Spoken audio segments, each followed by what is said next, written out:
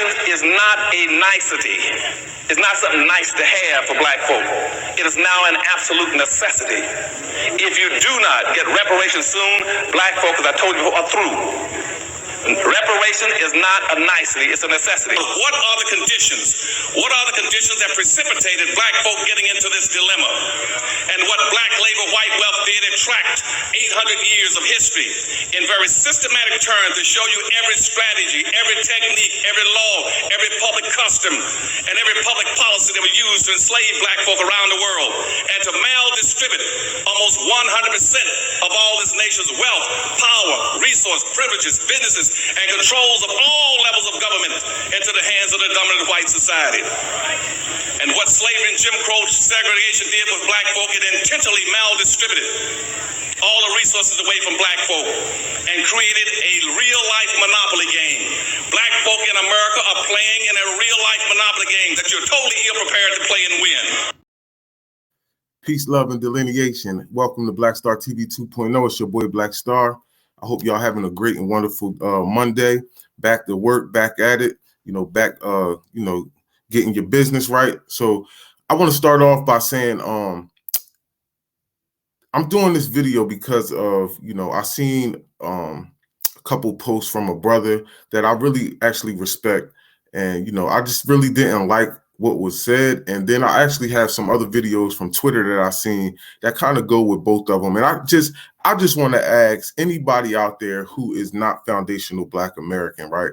I just want to ask y'all, especially to my African and Caribbean brothers and sisters, like, what is it that Black people in America, foundational Black American freedmen, whatever you want to call us, quote unquote, right? Because that's what I'm about to get into in that post. What have we done to y'all for y'all to come up with the terms like Akata and Yankee and Jareer? Like, what was done for y'all to have that much contention and that much, malice toward us to have to come up with those type of names for us? Because usually when you do stuff like that, it's usually something that, sparked the issue. But from my knowledge, I don't know anything that Black Americans ever did to, Caribbeans or, our Africans from the diaspora. I don't know what we did besides, fight and get killed, blood, sweat, and tears to, get things passed for y'all to come over here and, live off the resources that some of us aren't even getting, right? So at the end of the day, I want to get into this real quick, and I want to make a little I just want to say something about my brother. I'm about to talk about my brother Garth. I'm about to go on his Facebook page. But I do want to say before I even get into this, that, when I was in Oregon and that stuff was going on with my family, Brother Garfield was actually, I was calling him trying to get some type of help. And, he was doing whatever he could do, which wasn't really much. Nobody really could. My family really couldn't do much, with the course when the court system is just, trying to cheat you. But I do got mad love and respect for him for doing that, because he was definitely picking up the phone when I was calling. And at the time, he was actually trying to help me start this toilet paper company at the time. So, I got love and respect for Garfield at the end of the day. But I do want to address a post that he posted. And let me get into that. Let me share my screen real quick. And let's get into this real quick, family. So he made a post, and this isn't even really the one that I'm really going to delve into, but this one right here says Tariq Nasheed is implying that 5 cops were not FBA, was dumb, insensitive, and also divisive. So, you had some people in there dropping the comments, but I wanted to show you this one first before I actually go to the post that I really want to go to, because he said this was insensitive and also divisive. But then this was January 29th, right? So then a couple days later, our brother Garfield posted this right here. And it says, reparations are due to Adolf/FBA or whatever name they go by this week. It's not a debate. See, you tried to say something in there that was, reparations are due to us, which, we all love. And, we love to hear other people tell us that we do our reparations. But then you try to get slick and say the Adolf/FBA or whatever they called this week. And I want to show you, because I was the first person to comment on this. This was my comment right here, right? And again, I wrote a comment because what you said about Tariq being divisive and then turn around and say some stuff like this isn't divisive, because saying stuff like that, Adolf/FBA or whatever name that y'all want to go by this week, is disrespectful. You feel what I'm saying? Because we have been called, African American, and that doesn't fit us, right? It doesn't fit us because it kind of groups everybody in with us, and it makes it seem like everybody was part of our plight and part of our lineage when they aren't. Like anybody that comes from Africa and then comes over here tomorrow, right? That was born and raised in Africa and comes over here tomorrow can claim African American. So we've been trying to come up with, actually Dr. Claude Anderson came up with Native Blacks, and, other people came up with ADOS. Brother Tariq coined the term Foundational Black American, or FBA. We was also being called Freedmen before we was being called African American. So it's like, for you to make that statement, but I want to get into what I said. So I said I was being smart. I said we're going by Akata/Yankees this week, right? And I said that to be smart because at the end of the day, right, Yankees, Brother Garfield is Jamaican, right? And Yankees is something that Jamaican people call us, right? Akatas is something that, Nigerians and other people call us, right? Which is a derogatory term. And at the end of the day, it's like, what did we do to y'all for you to call us those type of names? And then claim that we're divisive, right? Nobody ever says or admits that they're divisive, right? He never says, yo, you know what? Some of these Jamaicans out here is divisive. Like, nobody ever says that. And this dude says, say Akata one more time. I guess he was playing around. But I said, people talk about FBA/Freedmen being divisive, but we don't come up with derogatory names for them. You have to really be divisive or hate someone to come up with a derogatory name for a whole group of people that didn't do anything to you, right? So somebody came back, he said, you haven't heard of the word tether? And I said, not all immigrants are tethers. It's just another term for, you see that word right there? I'll blow it up if you can't see it. Because they like blocking little stuff when you say that. Or Sambo, right? The K word, raccoon, right? Raccoon or Sambo. Then I said Akata and Yankee is directed to. So again, let me even break down what I'm basically saying. Like, all immigrants aren't like, tether is another word for coon or Sambo, which means I wound up saying coon, but coon or Sambo. And we call our people, some of people in our community, raccoons and Sambos. Let's be for real, because that's only a person who's trying to undermine our group. You feel what I'm saying? For their own personal benefit and gain. So again, a tether, to an extent, is a derogatory term, but we're not that term isn't used for every single immigrant. When you say Akata, you're talking about all of us. You're not just talking about Black Americans who sell drugs, or Black Americans who are going to Africa or going to the Caribbean and undermining y'all. That term, Akata, Yankee, Jareer, that term is used for every single last one of us, right? When we're using the word tether specifically toward a immigrant who is undermining us, not somebody who's on our team, because if somebody who rocks with us, we're not going to call them a tether.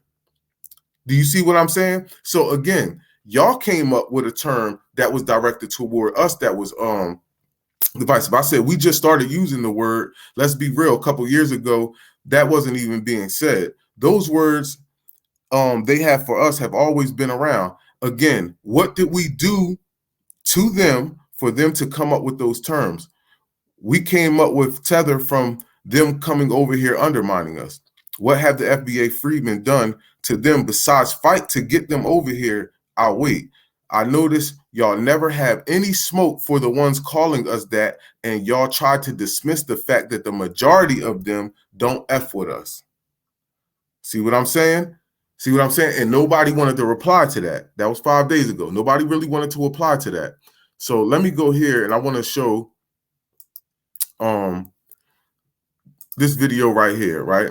So again, they're always trying to call up divisive. And mind you, the police had killed a foundational Black American, right? 5 cops. Y'all know about the guy Tyree Nichols, right? So Tariq was basically saying, are they FBA? Are they, you know what I mean? And he's saying that divisive. Like, no, at the end of the day, this is like what Tariq kind of, you know, and he can speak for himself at the end of the day, but I'm just saying, like, he always says, you know, that a lot of these immigrants, they come over here, they get a degree, and a doctor's degree, you know, a lawyer's degree or whatever, and they say, oh, I'm a Nigerian, I'm a Nigerian doctor, or I'm a Jamaican doctor. And that's when they try to put it toward their lineage, right? But soon as something bad happens, it's like, oh, that was just another Black person. You feel what I'm saying? They don't never try to be specific or try to claim all the goofiness. So that's what Tariq be trying to, like,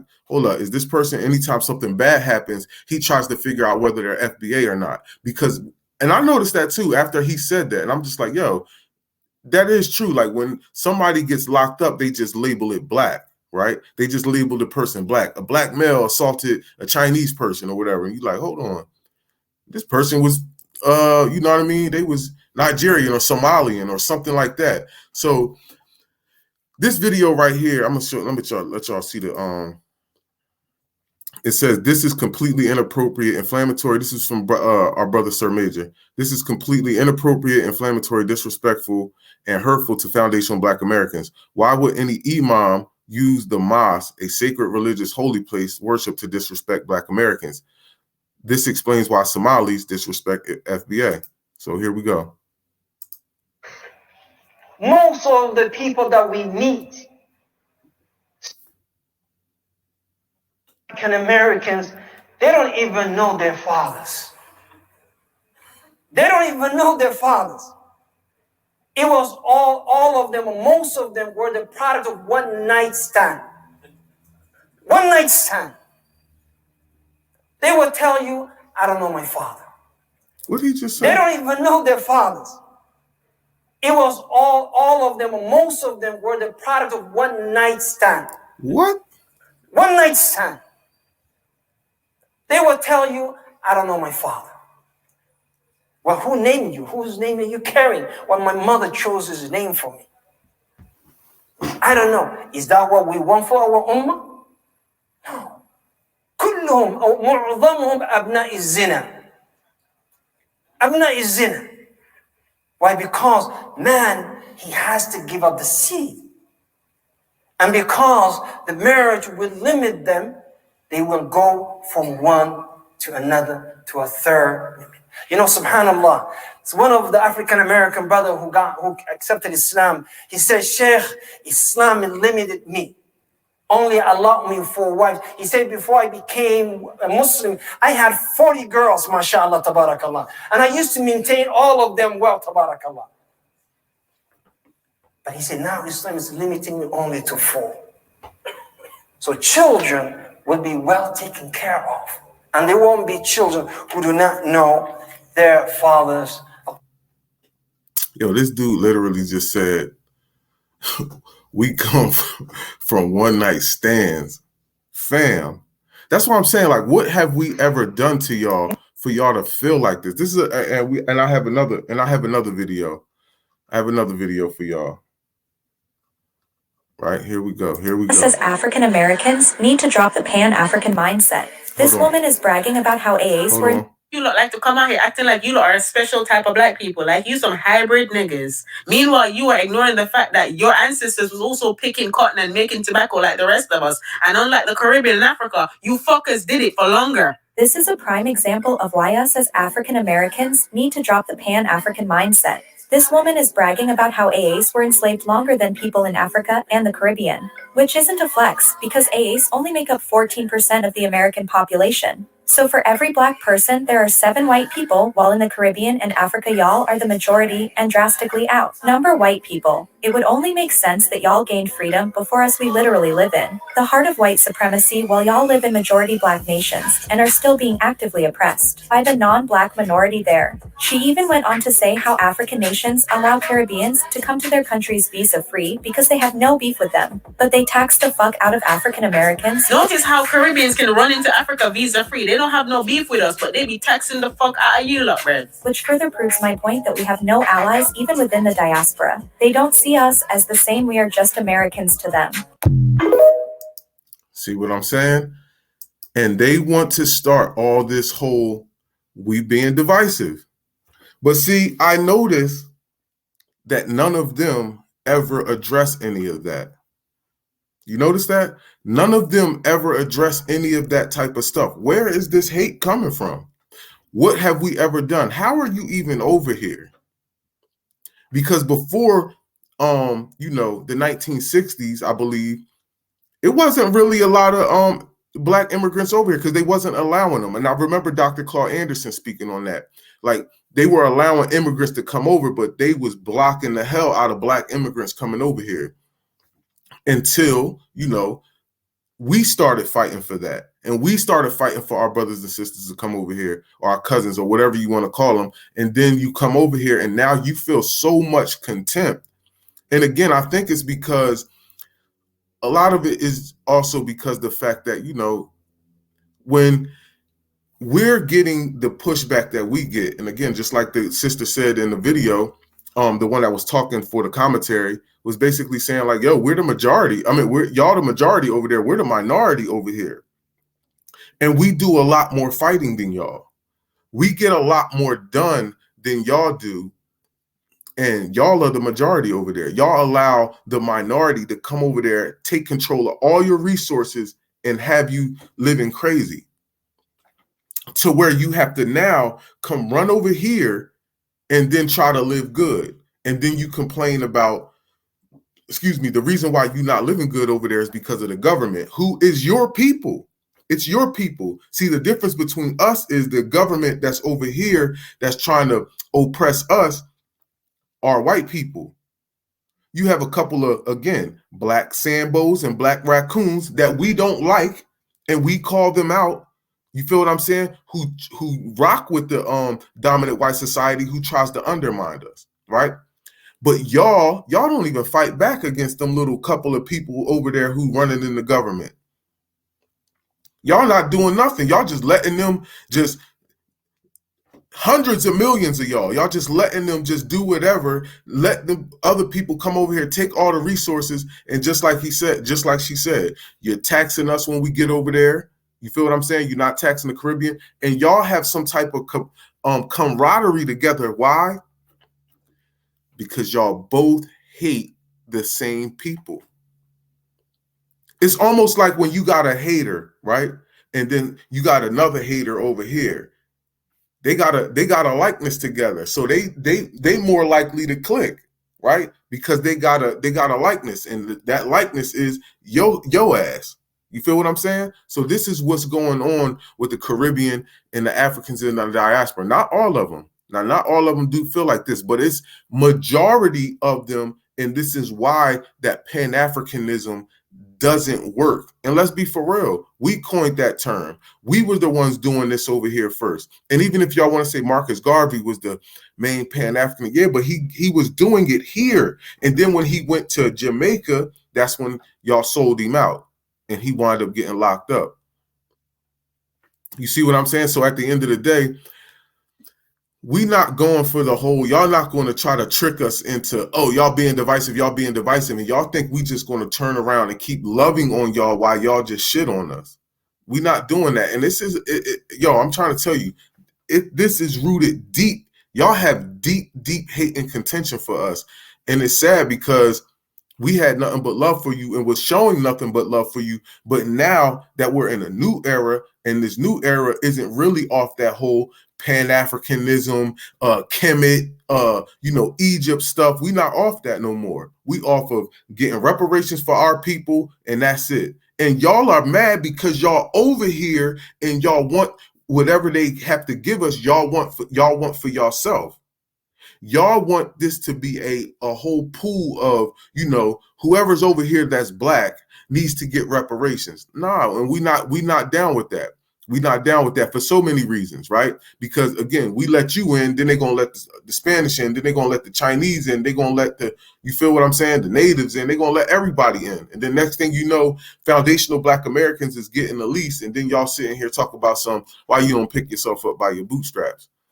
You feel what I'm saying? Meanwhile, y'all done cut into all of our money. Meanwhile, you could say your peoples was a slave over there in Africa and the Caribbean. But you ain't G-checking the people that owe you any bread. Not like we doing. We have a big reparations movement over here, and y'all don't got. I'm not saying because the Jamaicans got CAMCON, but at the end of the day, y'all don't really have a big movement like that. Not as big as we moving, because again, we fight harder than y'all. We don't have nowhere to just run to. Y'all government do some BS. Y'all just like, Perm, we out, we over here. Perm, we out, we over here. Let's go to America. Let's go to England. Let's go over here. Like, y'all can do that. We can't just leave like that. You see what I'm saying? Because a lot of these other countries don't just accept immigrants like that. And a lot of the world, majority of the world don't like foundational Black Americans. You feel what I'm saying? So again, stop with all the divisive talk. Stop trying to make it seem like we divisive. If you're not going to check your own people, don't check us. I don't even care if we really are being divisive, nigga. Don't check us if you're not going to check your people, because I've never heard you check your people. And again, like I said, bro, I got mad love for Garfield, but like, bro, I've been seeing mad little slick stuff, you know, here and there, but I kind of just leave it alone. But being as though I had seen those videos on Twitter the other day, just yesterday, and I was like, yo, and I hit one of my brothers in the inbox, was like, yo, look, this dude be saying some real little slick, sly stuff. You feel me? And it's like, bro, for what though? Like, what's the point of all of that? What's the point of trying to make Tariq seem like he divisive? Meanwhile, you ain't trying to check your people on their divisiveness, right? You're not getting on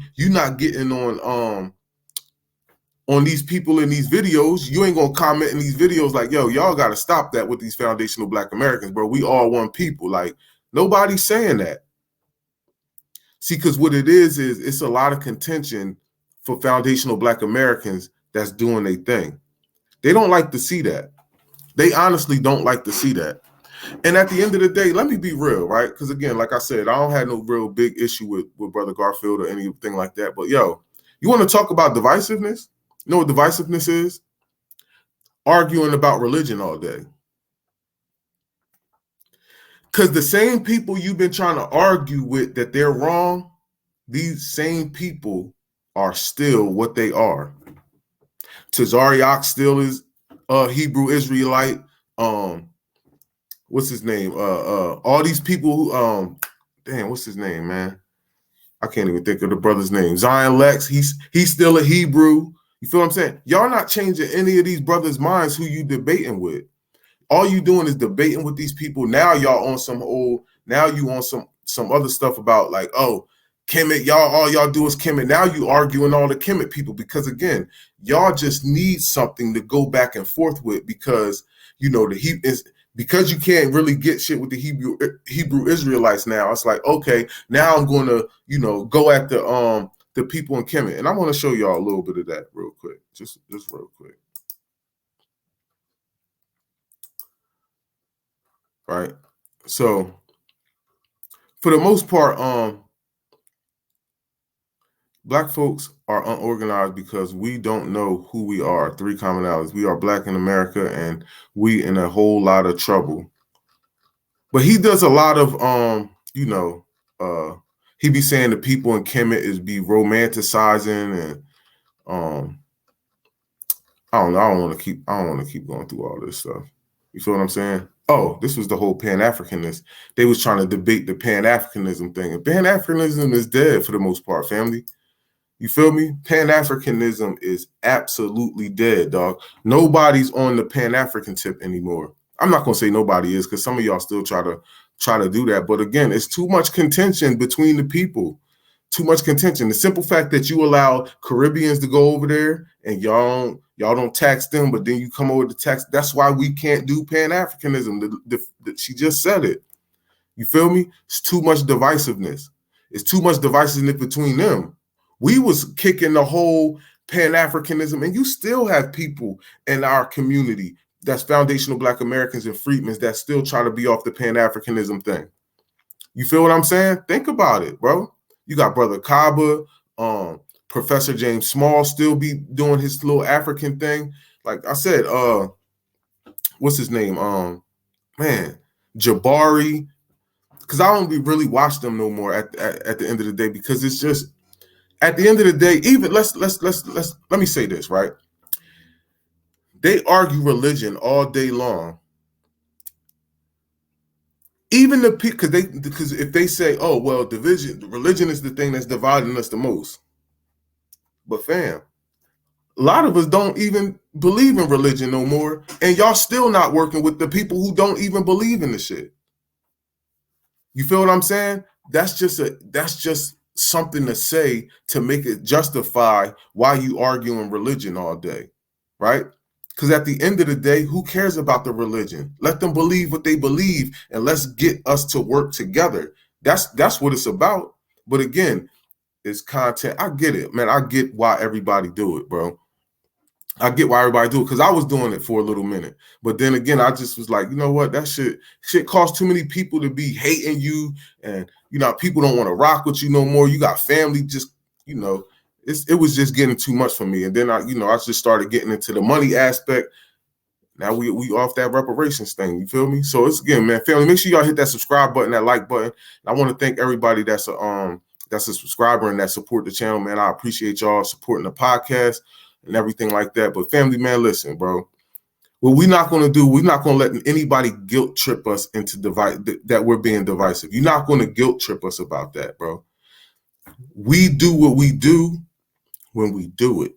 You feel what I'm saying? We do what we do, and we're not going to let y'all make us feel bad for that shit. We separating, we delineating, because when we get our reparations, we getting it for our people, and we're going to bring ourselves up. You feel what I'm saying? And then you can go over there and do what you do. And when we all up, we can either work together or we don't have to. Feel what I'm saying? Because we never going to get all of us to work together. And I feel like that's what they be thinking is going to happen. You feel what I'm saying?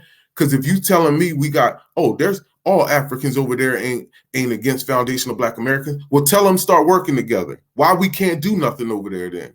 If it's so many of them that you quote unquote that's down with us, why we can't get nothing done over there? Why we can't get nothing done in the Caribbean, right? In Jamaica, Haiti, and all these other places. Why we can't get shit done with each other then? If it's all this love you saying it is, why we can't get nothing done? And why we always seeing all these videos of the Akadas, Jarirs, and Yankees and all this other stuff? Come on, dog. Because it's an illusion, and y'all know it is. But y'all just want us to get off the delineation thing so we can just accept y'all, so y'all can keep getting resources and, undermining us the whole time while we just sit here and play, turn the cheek while everybody slap us in the face. That shit, them days is over, family. Them days is over. Man, peace, love, and delineation. I'm up out of here, man. This is Black Star TV 2.0. Make sure y'all hit me up on Anchor, Spotify, Amazon Music, Google Podcasts, Apple Podcasts. Hit the Patreon. You feel me? Black Star TV 2.0. Donate to the Cash App, $ WILLIE 0312. PayPal / Black Star TV 20. Peace, family. We up out of here, man. Y'all have a good week, man.